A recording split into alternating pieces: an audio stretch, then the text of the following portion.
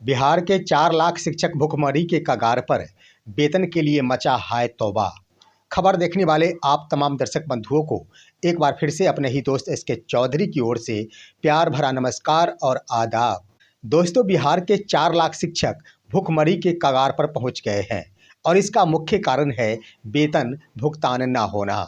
ACS doctor S Siddharth के द्वारा भले ही लाख दावा ठोक दिया जाए कि हम शिक्षा विभाग में अमूल्य परिवर्तन करके दिखाएंगे, लेकिन उनकी बातों और उनकी कथनों को उनके ही पदाधिकारी, जिला स्तरीय पदाधिकारी स्वीकार करने को इतराते हैं, जिसका परिणाम है कि आज की तारीख में बिहार के 4 लाख शिक्षक भुखमरी के कगार पर पहुंच गए हैं। उनका वेतन का भुगतान आखिर कब तक होगा, इसकी भी संभावनाएं सामने नहीं दिख रही है।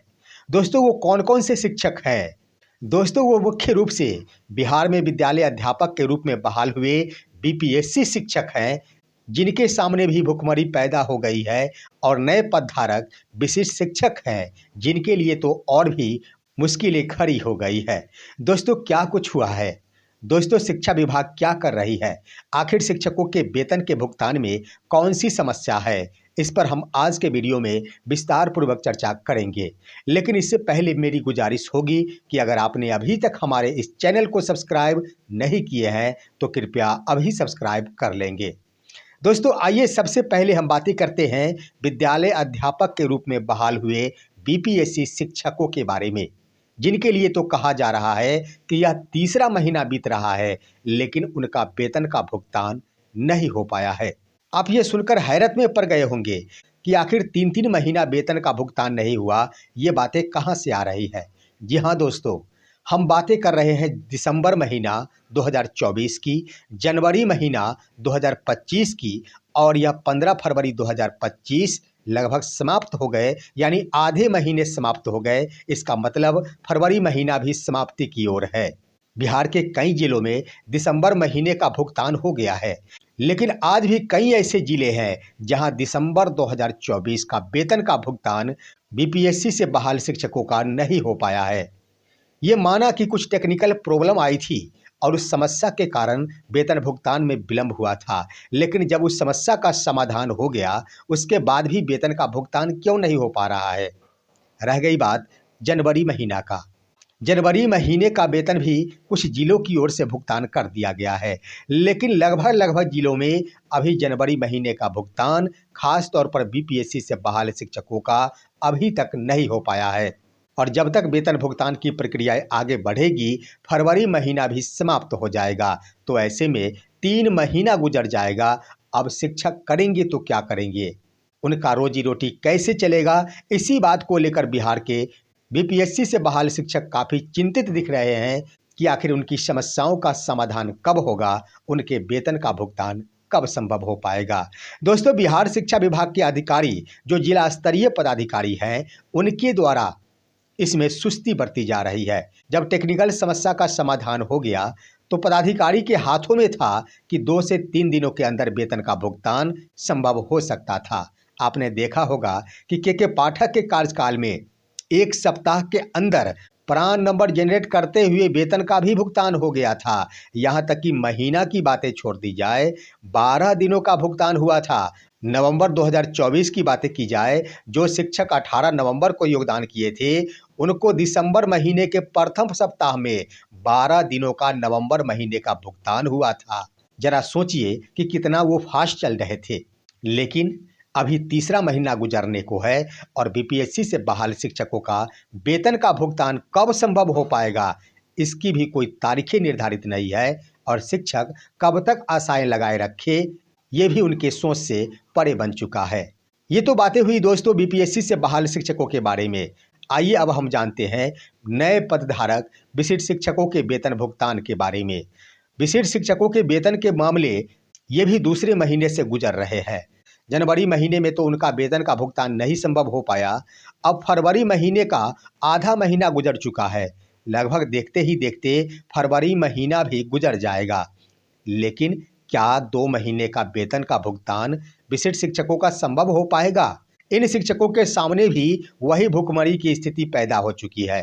इसका मुख्य वजह यह है कि यह विशिष्ट शिक्षक वर्षों से कार्यरत शिक्षक है और लगभग 100% शिक्षकों के द्वारा बैंकों के माध्यम से ऋण लिया गया है। उनके किस्तों की कटौती हर महीने के 10 तारीख तक हो जाती है।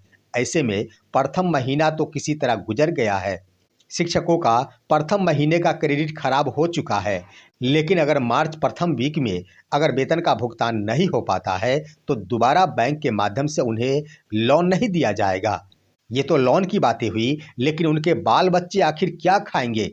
उनके माता पिता जो अपने बेटे पर ही आश्रित है, उनकी स्वास्थ्य की देखभाल कैसे होगी? और शिक्षक खुद अपनी रोजी रोटी कैसे चला पाएंगे? ये भी अब समस्याओं से घिरते जा रहा है। दोस्तों, वेतन भुगतान के क्रम में पूरे बिहार के 38 जिलों के बारे में कह दिया जाए तो कई जिलों की ओर से इसके संबंध में पत्र जारी किया गया है। मुख्य रूप से 3 ऐसे जिले हैं जिनकी ओर से विशेष शिक्षकों के वेतन भुगतान एवं वेतन निर्धारण के संबंध में पत्र जारी किया गया है। वह पत्र आपके स्क्रीन पर है। सबसे पहले गोपालगंज जिले की ओर से पत्र जारी किया गया था। दोस्तों, इस पत्र में इस बात का उल्लेख कर दिया गया है कि विशेष शिक्षकों के वेतन के भुगतान में तमाम प्रखंड शिक्षा पदाधिकारी अपने दायित्व का निर्वहन करते हुए जो संलग्न प्रपत्र दिए गए हैं उसे भरवाकर ससमय जिला कार्यालय को भेजना सुनिश्चित करें। यानी वेतन फिक्सेशन होगा, जिसका फॉर्मेट भी पत्र के साथ लगा दिया गया है। और दूसरा जिला बना है बिहार का दरभंगा जिला, जहां से 10 फरवरी 2025 को विशेष शिक्षकों का वेतन भुगतान एवं वेतन निर्धारण संबंधी पत्र जारी किया गया है। दोस्तों, यह पत्र भी आपके स्क्रीन पर है। इस पत्र में भी उसी बातों का उल्लेख किया गया है। और तीसरे जिले के रूप में बीते कल ही शिक्षकों के वेतन भुगतान एवं वेतन निर्धारण के संबंध में पत्र जारी किया गया है। यह पत्र है पश्चिमी चंपारण बेतिया जिले से संबंधित। यह पत्र भी आपके स्क्रीन पर है। इस पत्र में भी उन्हीं बातों का उल्लेख किया गया है कि इनके वेतन का निर्धारण एवं वेतन का भुगतान ससमय हो, इसलिए संलग्न पत्र को भरवाकर अविलंब जिला कार्यालय को भेजना सुनिश्चित करेंगे। दोस्तों, सबसे बड़ी बात कि 3 ऐसे जिलों के द्वारा पत्र तो जारी कर दिया गया है, उसके साथ प्रपत्र भी संलग्न किया गया है, लेकिन अभी तक यह गाइडलाइन जारी नहीं किया गया है कि आखिर शिक्षकों के वेतन संरक्षण के संबंध में क्या दिशा निर्देश राज्य मुख्यालय की ओर से प्राप्त हुए हैं। वैसे हर कोई जानता है कि जो भी नियोजित शिक्षक हैं उन्हें 1 जनवरी 2025 को एक इंक्रीमेंट के साथ में वेतन संरक्षण का लाभ मिलेगा और वेतन का निर्धारण होगा।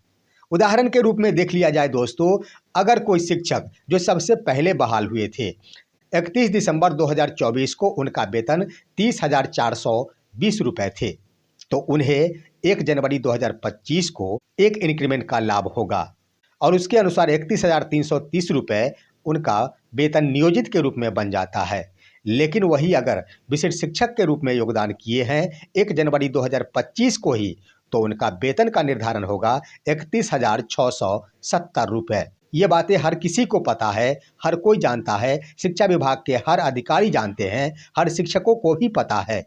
लेकिन समस्या इस बात की है कि वेतन निर्धारण का प्रपत्र जमा हो जाएगा, प्रखंड शिक्षा पदाधिकारियों की ओर से उस पर हस्ताक्षर कर दिए जाएंगे, जिला स्तर पर भी भेज दिया जाएगा। उसके बाद राज्य मुख्यालय की ओर से पत्र निकाला जाएगा कि इनका वेतन का निर्धारण के संबंध में यह मार्गदर्शिका है। दोस्तों, वो मार्गदर्शिका भी सही होगा और भरा गया फॉर्मेट भी जो वेतन निर्धारण से संबंधित है वो दोनों भी मिलता जुलता रहेगा।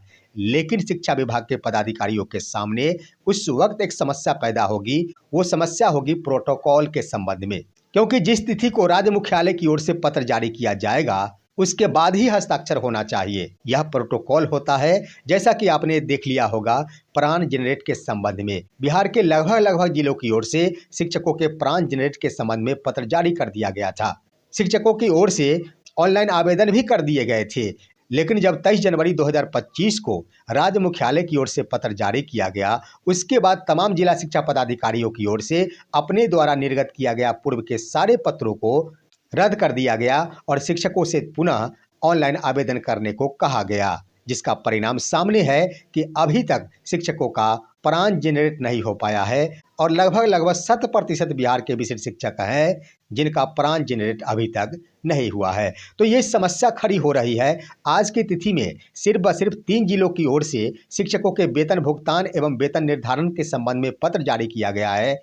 उसका मुख्य वजह यही है। जिला शिक्षा पदाधिकारियों की ओर से यह इंतजार किया जा रहा है कि राज्य मुख्यालय की ओर से पत्र जारी किया जाए, उसके बाद हम अपनी ओर से पत्र जारी करेंगे। क्योंकि अगर पहले पत्र जारी कर दिया जाता है तो यह स्वाभाविक है कि बाद में चलकर इसे रद्द करना पड़ेगा।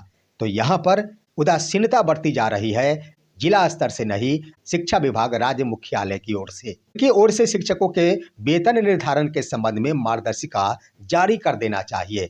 एक पत्र अगर जारी हो जाता कि इन शिक्षकों के वेतन निर्धारण के संबंध में कार्रवाई की जाए, उसके बाद तमाम जिला शिक्षा पदाधिकारी फ्री हो जाते और उनकी ओर से वेतन निर्धारण का यह कार्य प्रारंभ कर दिया जाता।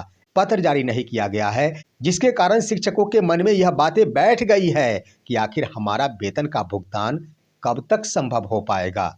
आधे फरवरी ही समाप्त हो गए, तो 2 महीना बीत जाने के बाद भी शिक्षकों का वेतन का भुगतान हो पाएगा या फिर नहीं, इसमें भी संशय उत्पन्न हो चुका है। रह गई बात कि अगर जिला मुख्यालय की ओर से अविलंब ही पत्र जारी भी कर दिया जाता है तो प्राण जनरेट संबंधी जो कार्य चल रहे हैं वह इतनी धीमी गति से चल रही है कि कब तक तमाम शिक्षकों का प्राण जनरेट हो पाएगा, ये भी कल्पना से परे बन चुका है। वहीं प्राण जनरेट के संबंध में अगर के पाठक के कार्यकाल को देखेंगे तो उस वक्त जिस तिथि को शिक्षकों की काउंसलिंग की प्रक्रिया संपन्न हुई थी, उसी तिथि को एक अलग से कर्मी रखे गए थे जिनकी ओर से प्राण ऑनलाइन कर दिए जाते थे।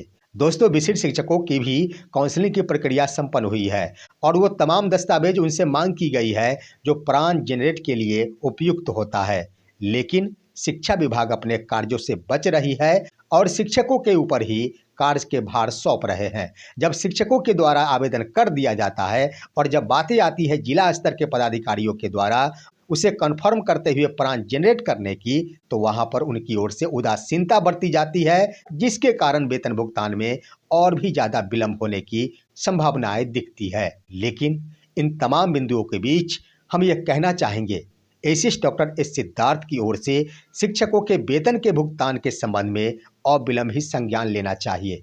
आखिर शिक्षक भूखे रहेंगे तो कैसे शैक्षणिक वातावरण सही हो पाएगा? भूखे पेट आखिर कोई कितने दिनों तक कार्य कर सकता है? उनके पास ढेर सारी समस्याएं हैं, उनका मन हमेशा अपनी समस्याओं की तरफ लगा रहेगा, तो खुलकर आखिर बच्चों को कैसे वो उचित शिक्षा दे पाएंगे? इसलिए तमाम पदाधिकारियों के ऊपर नकेल कसते हुए एसीएस डॉक्टर एस सिद्धार्थ को चाहिए कि अविलंब ही वेतन निर्धारण के संबंध में पत्र जारी किया जाए। साथ ही साथ जिला स्तर के पदाधिकारियों को यथाशीघ्र वेतन भुगतान के संबंध में आदेश दिया जाए और खास तौर पर प्राण जनरेट के लिए तमाम जिला शिक्षा पदाधिकारियों को सुस्त परे कार्यों में तेजी लाने का आदेश दिया जाए। फिलहाल आज की खबर बस इतना ही। आप सभी हमारे इस वीडियो को लाइक करते हुए तमाम दोस्तों के पास शेयर कीजिए और अब दीजिए अपना ही दोस्त एसके चौधरी को इजाजत। जय हिंद, जय भारत।